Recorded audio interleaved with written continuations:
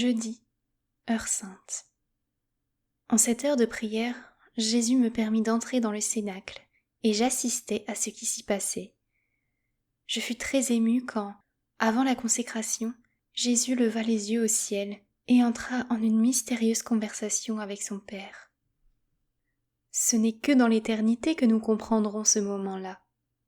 Ses yeux étaient comme deux flammes, son visage rayonnant, blanc comme la neige, toute sa personne empreinte de majesté. Son âme, pleine de lassitude, se reposa au moment de la consécration. L'amour était assouvi, le sacrifice pleinement accompli. Maintenant, il ne restait plus que la cérémonie extérieure de la mort à accomplir, la destruction extérieure. L'essence est au cénacle. De toute ma vie, je n'ai jamais éprouvé une si profonde connaissance de ce mystère, comme durant cette heure d'adoration. Oh, que je désire ardemment que le monde entier connaisse cet insondable mystère.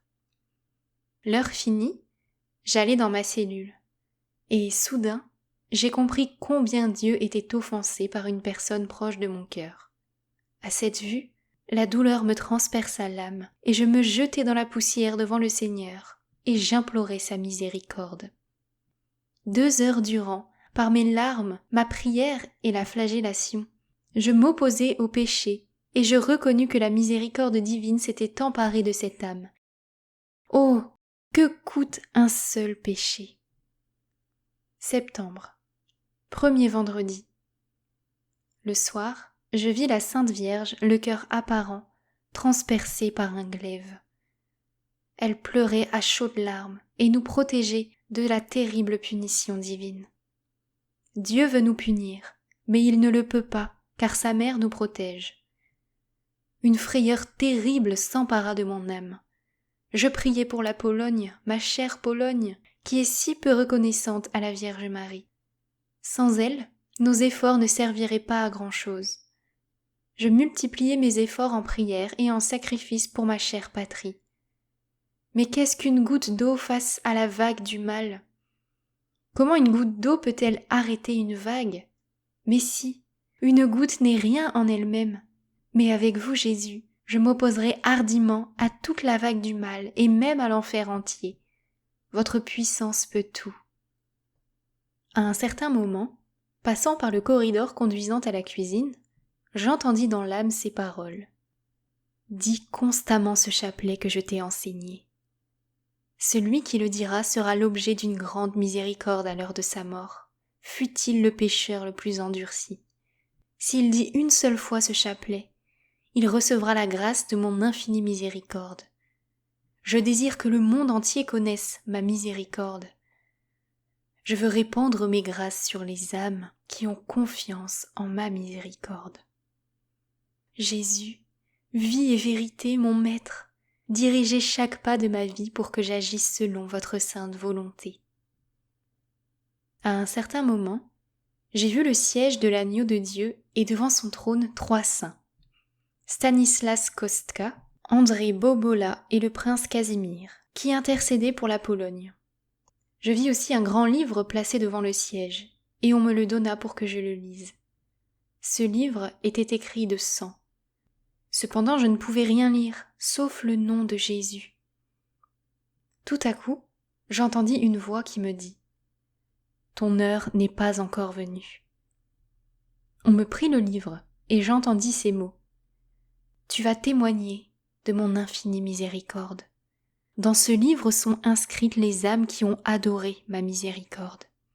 Une grande joie s'empara de moi devant une si grande bonté de Dieu. Une autre fois, je connus l'état de 2 sœurs religieuses qui murmuraient intérieurement contre un ordre qu'elles avaient reçu de leur supérieur. Et à cause de cela, Dieu leur avait retiré beaucoup de grâces particulières. Une douleur me serra le cœur à cette vue. Si nous sommes nous-mêmes cause de la perte de grâce, comme c'est triste. Jeudi. Aujourd'hui, quoique je sois très fatiguée, j'ai résolu d'aller à l'heure sainte. Je ne pouvais pas prier, je ne pouvais pas non plus rester agenouillée, mais je suis restée en prière 1 heure entière et je me joignis en esprit aux âmes qui adorent déjà Dieu d'une façon parfaite. Cependant, vers la fin de l'heure, je vis soudain Jésus, qui m'a regardé profondément et avec une ineffable douceur.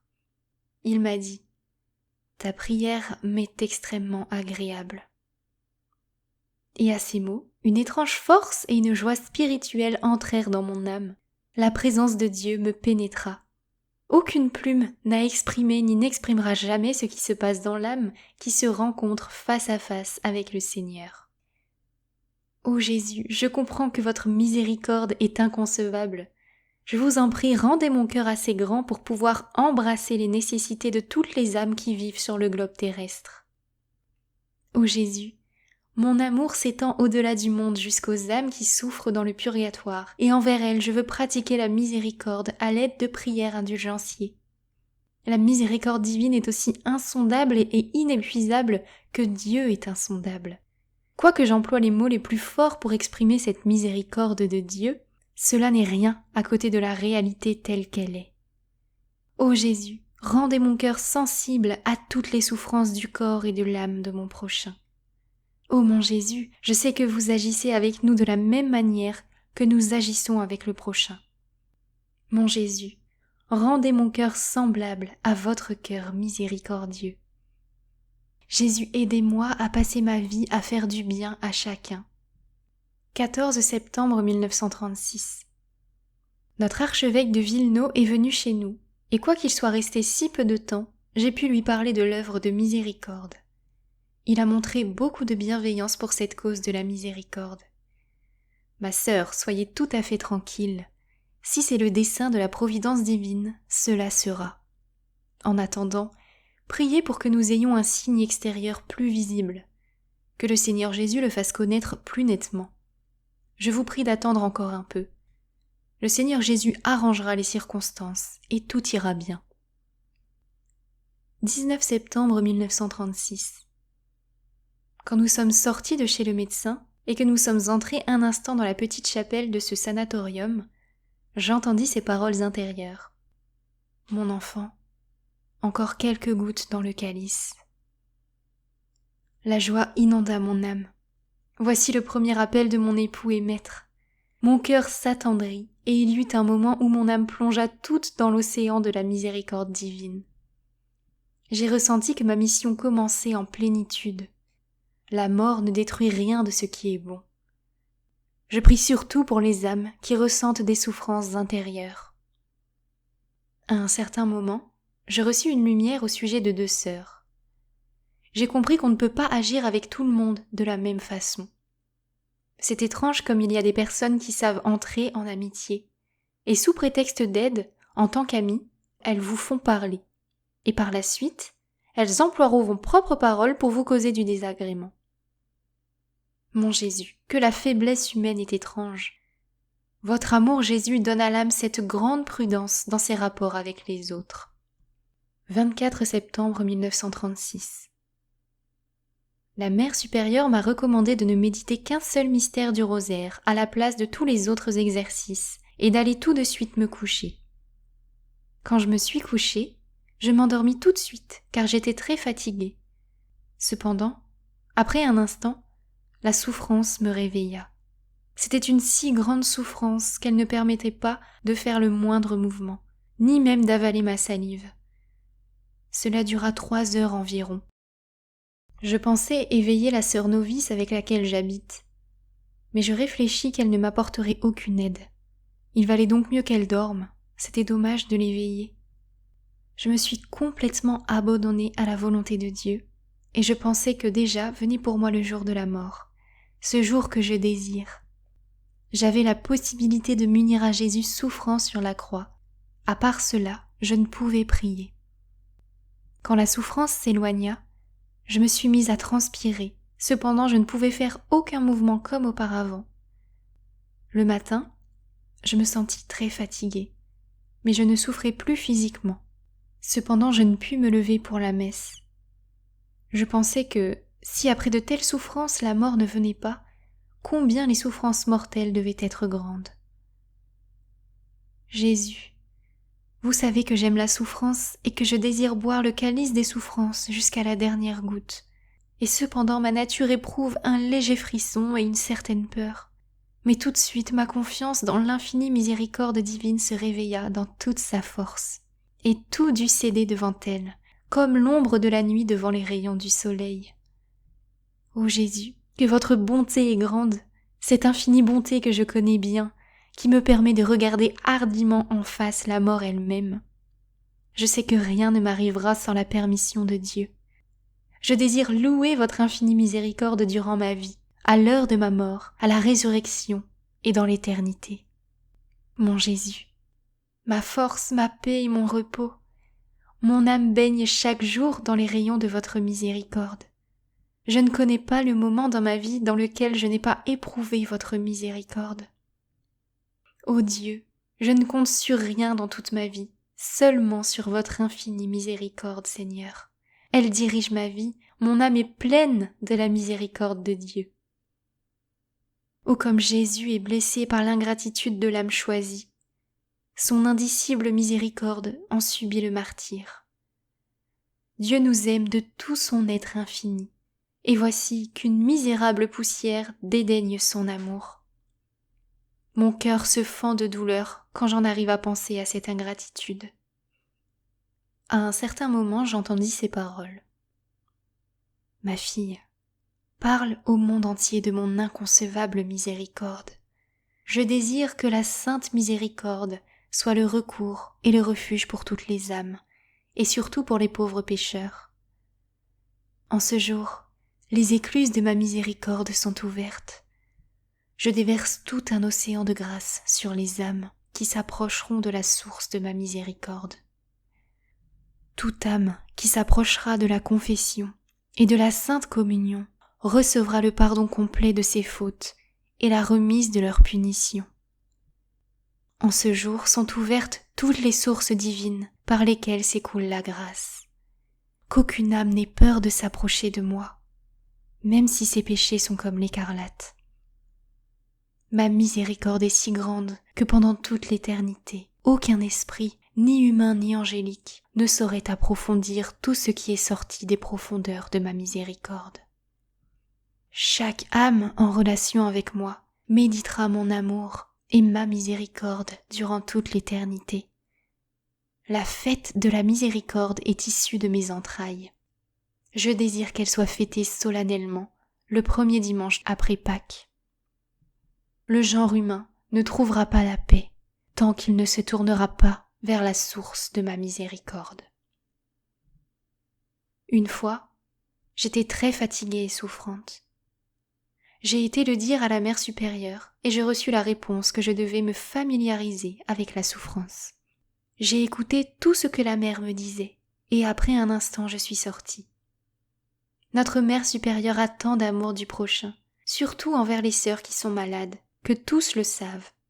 C'est donc étrange que le Seigneur Jésus ait permis qu'elle ne me comprenne pas et qu'elle m'ait beaucoup éprouvée sous ce rapport.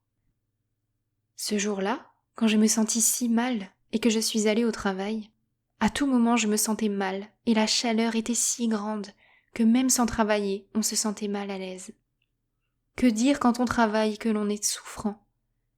Aussi, avant midi, je me suis arrêtée de travailler.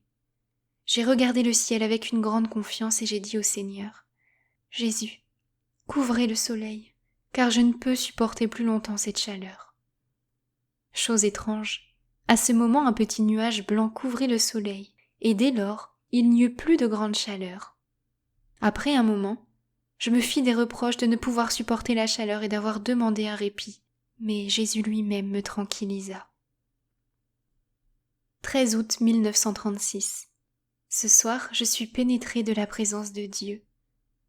En un instant, je reconnais sa grande sainteté. Oh, comme je suis écrasée par la grande sainteté de Dieu. Alors je reconnais tout l'abîme de ma nullité. C'est une grande souffrance car la connaissance est suivie de l'amour. L'âme s'élance violemment vers Dieu et les deux amours se trouvent face à face, le Créateur et la créature, une goutte d'eau face à l'océan. Au premier moment, la goutte d'eau voudrait enfermer en soi tout cet océan inconcevable, mais à ce même moment elle reconnaît qu'elle n'en est qu'une goutte d'eau, et alors, elle est vaincue et passe entièrement en Dieu comme une goutte d'eau dans l'océan. Ce moment au début est une souffrance, mais tellement douce que l'âme en l'éprouvant est heureuse. Maintenant je fais l'examen détaillé de mon union avec le Christ miséricordieux. Cet exercice me donne une force singulière. Mon cœur est toujours uni à celui qu'il désire, et ses actes sont réglés par la miséricorde qui découle de l'amour. Je passe chaque moment libre aux pieds de Dieu caché. Il est mon maître. Je lui demande tout. Je lui parle de tout. En lui je puise force et lumière. Au pied du tabernacle, j'apprends tout. Ici me viennent des lumières sur la façon d'agir avec le prochain. Depuis que j'ai quitté le noviciat, je me suis enfermée dans le tabernacle avec Jésus, mon maître. Lui-même m'a attirée dans ce foyer de l'amour vivant, autour duquel tout se rassemble. 25 septembre. J'éprouve de grandes souffrances aux mains, aux pieds, dans le côté, là où Jésus a été transpercé.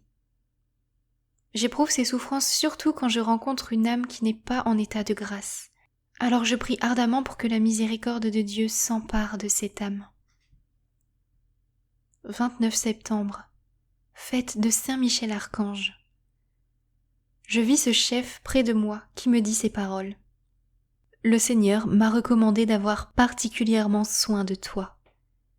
Sache que tu es haï du mal, mais n'aie pas peur. Qui est comme Dieu ? Et il disparut.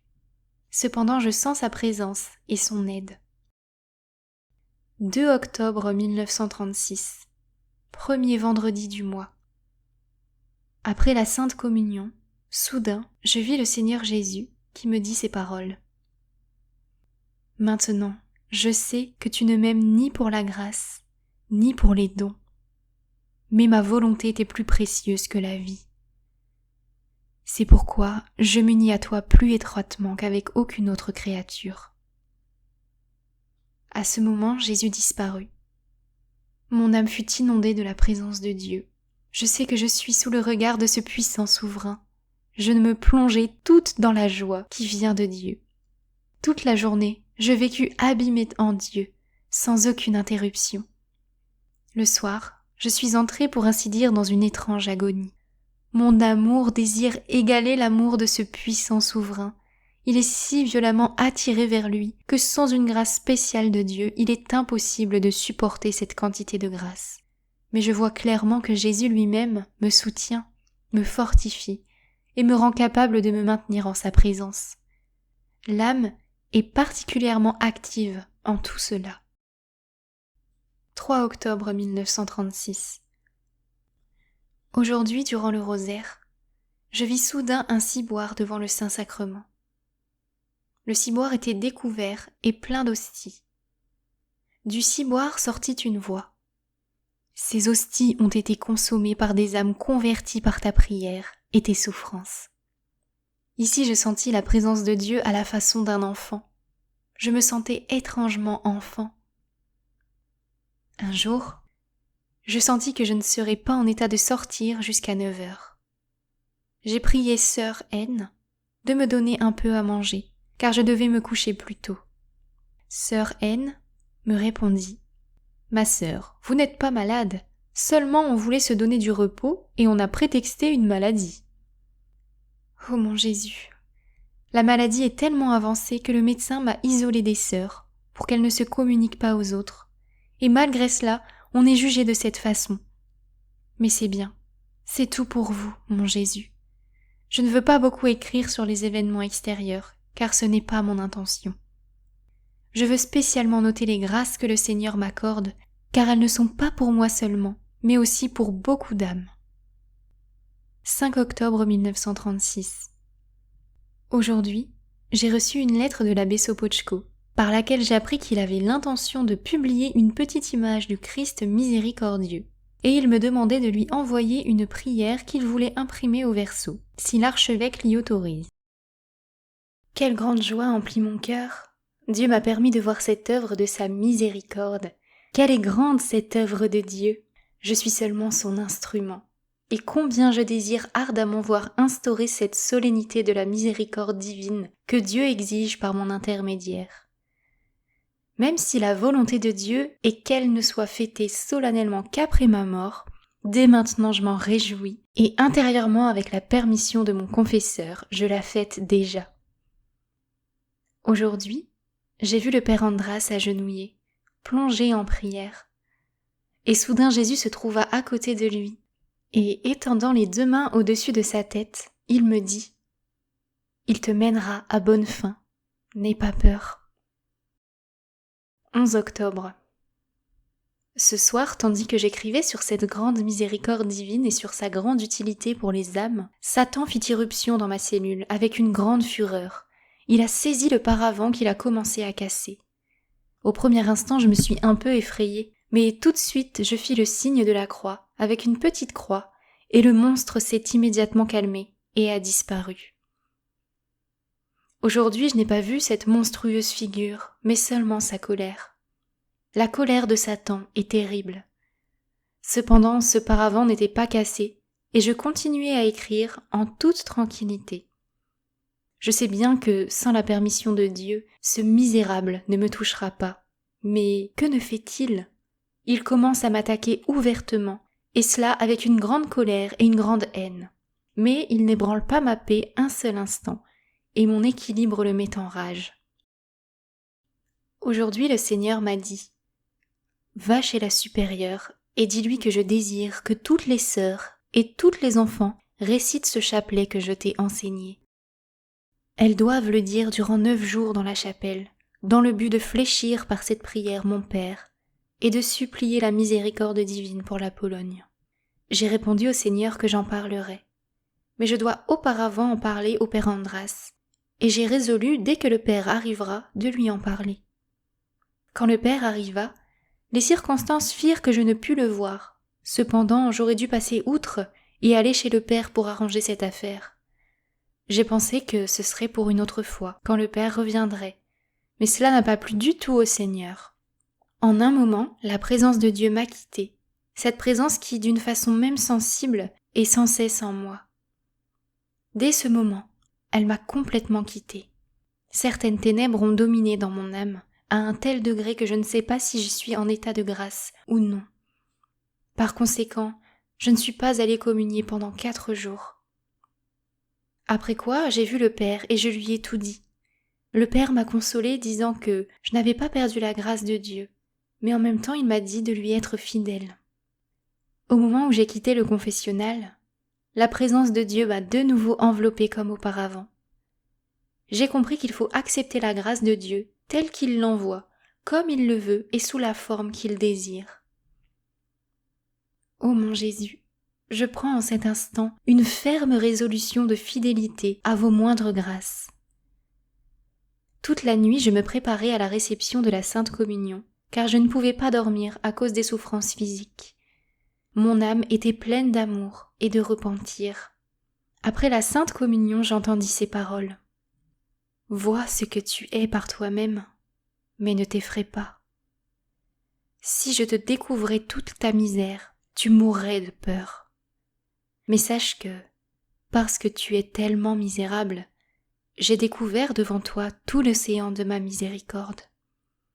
Je cherche et désire des âmes comme la tienne, mais il y en a peu. Ta grande confiance envers moi me force à t'accorder continuellement des grâces.